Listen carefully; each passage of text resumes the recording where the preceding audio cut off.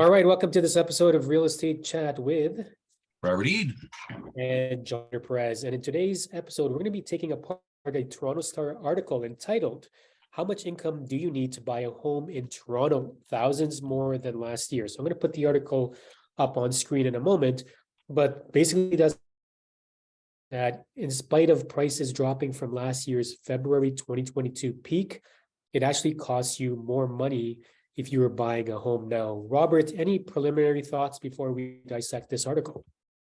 Well, the article is from February 17th, which may seem a long time ago in this fast-paced market, but the reason that I picked it out was because the Toronto Star always seems to think that the sky is falling, and they turn everything upside down to justify that premise. It's just not true. And let's have a look at the article. Let's put it here on screen, and then we'll make sense out of it. So here's the article, "How much income do you need to buy a home?" And this was based on a study done by ratehub.ca. And basically, the key takeaway here is that even though prices have softened, rates have risen. So it's the mortgage rates, which were affected, of course, by Bank of Canada increasing interest rates, that have affected affordability and hence affected consumer confidence as well. Basically, the article cites that 10 Canadian cities, including Toronto, found that every single one of these cities, with the exception of Hamilton, more income was actually required to purchase January of this year versus January 2022. Let's just throw a couple of figures here. For example, the company used average home prices from the Canadian Real Estate Association MLS Home Price Index. And if you've been watching the Real Estate Chat episodes previously, you know our thoughts about, or Robert's thoughts about home price index, averaging stats, and all of that sort of stuff. But that's a whole other discussion. Make sure you subscribe, click like. 20% down payment with a 25-year mortgage and an average of 5-year fixed rates from the big five banks. One of their findings that in Toronto, the average home price dropped 178,600 from 1.2575 in January 2020 to 1,078,900 in January 2023.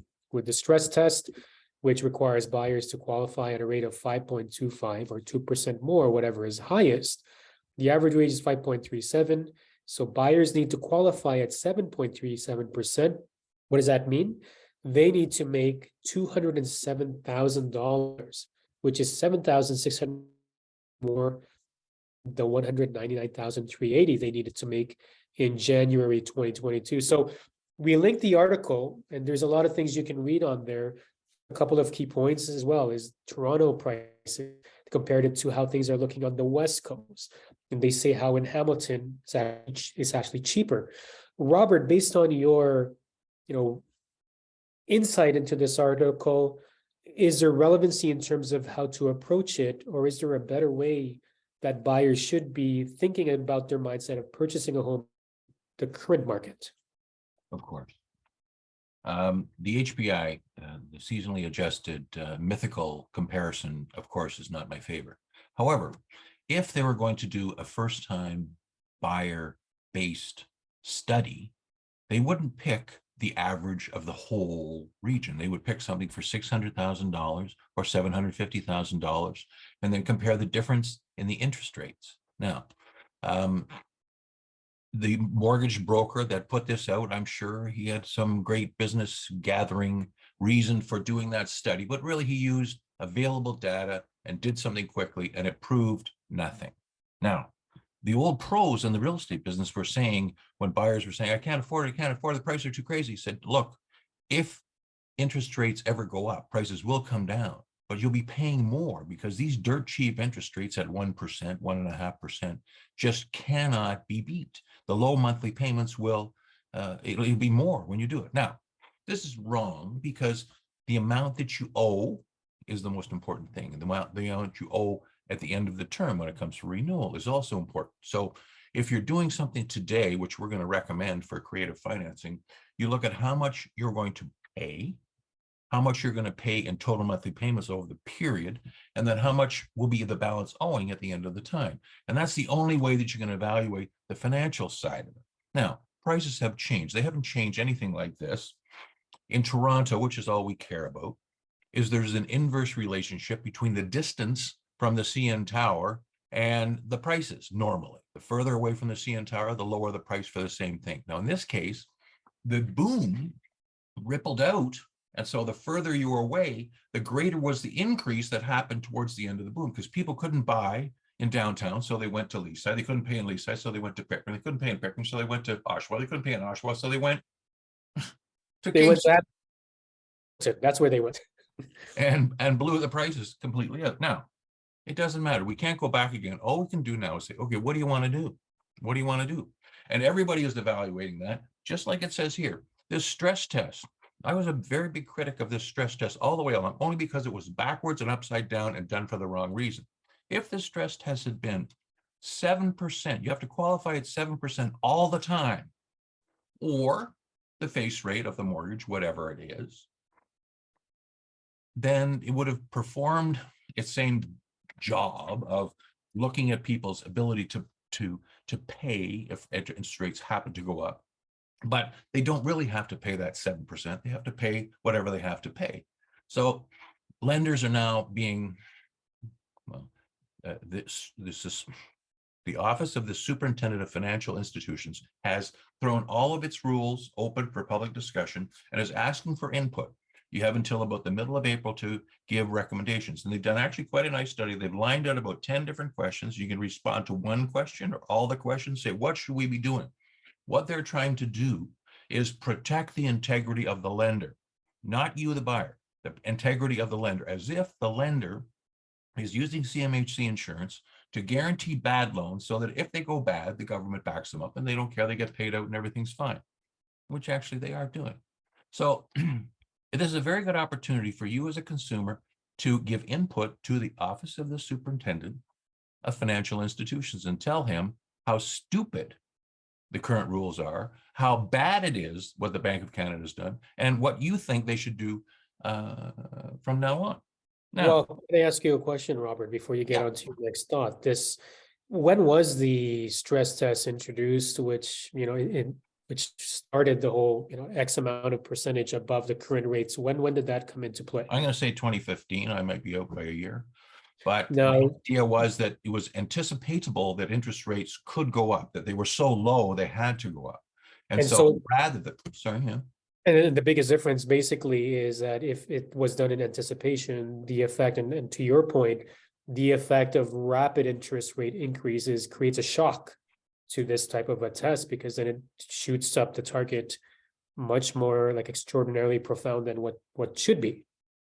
Well, it's the renewal. In the United States, they had the same kind of problem where they're giving people with no income, no job, no credit, no nothing, and just letting them put no money down and everything. It all blew up when the thing came up for renewal. That's what this was about too, saying if you qualify for at a higher rate, when it comes up for renewal in 5 years, 3 years, 2 years, whatever it is, then you will already be pre-qualified at a higher rate because you had to qualify for it. Now, this is good, except people lied.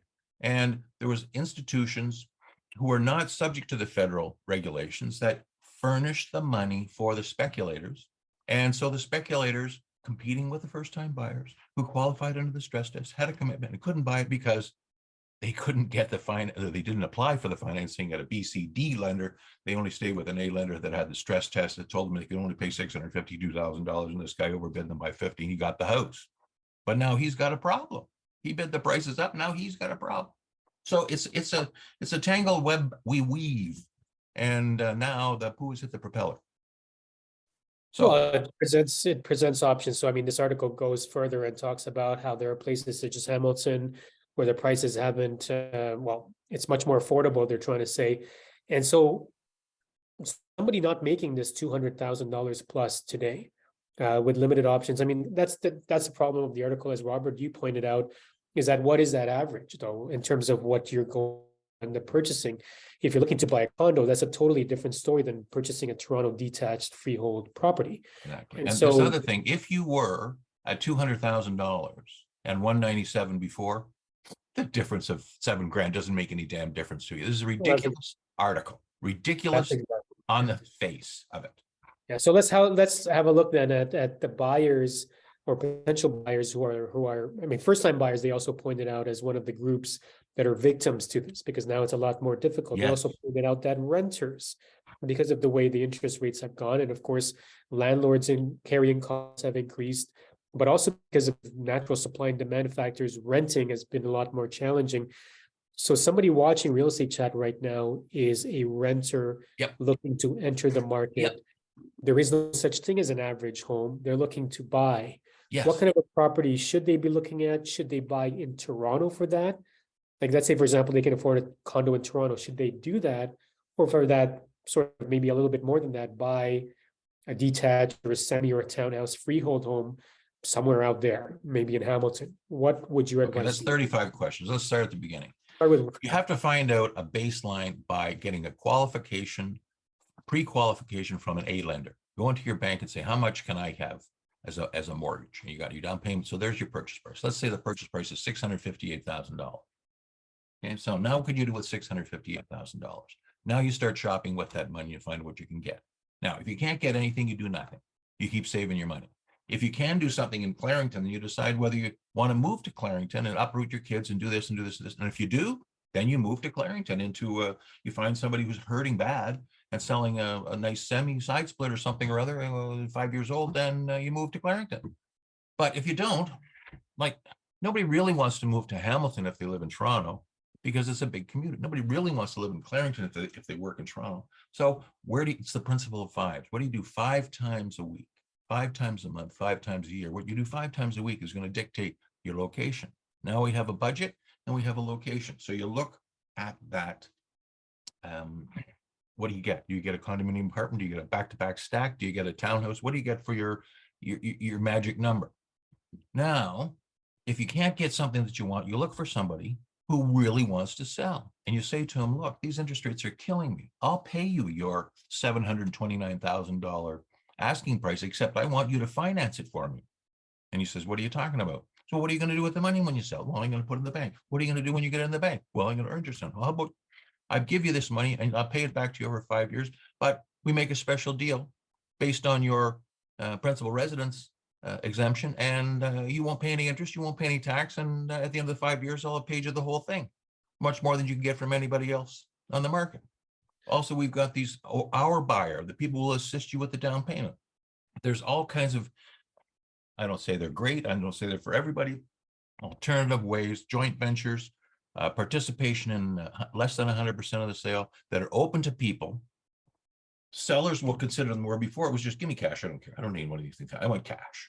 But now sellers are willing to talk. They're willing to look. And as the market progresses poorly, more people will be willing to talk.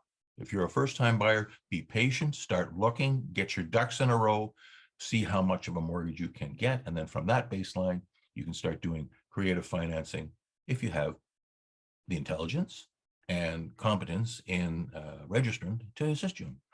So perfectly said, Robert. So the gist of it is the sky is not falling. I mean, these markets have been seen before. These headlines are very scary. If there is such a thing as an average, and if there was such a thing as, a one size fits all approach to things, yeah, it is pretty scary. But the truth is there are buyers entering the estate market and buying. There are solutions, as Robert has pointed out. Replay this video if you want to see an outline of every single one of these. And if you're a first-time buyer who's watching Real Estate Chat, you've clicked subscribe, you click like, there is a solution for you. It's a matter of finding the registrant who can guide you through the solution and being savvy and being in the market. And if the market is too scary, the affordability is not there, you keep doing what's right for you, what we've always said and what we're continuing to echo. But if this is the time for you to make a move, make sure you're aware. As a key message that we always say is do your market research, work with who's a professional who has experience and who knows what they're talking about, and get involved in the real estate market so that you know what's happening out there, and so that you realize that there is no such house and your income is not going to be the same as the income necessarily mentioned in the article, right? You might be making more. And on that note, thank you so much for joining us on Real Estate Chat. If you like this episode, click like. If you dislike the episode, click dislike. Type in your comments because we love hearing from you. And if you have any questions, feel free to ask. Robert, any final words? Hasta la vista, baby.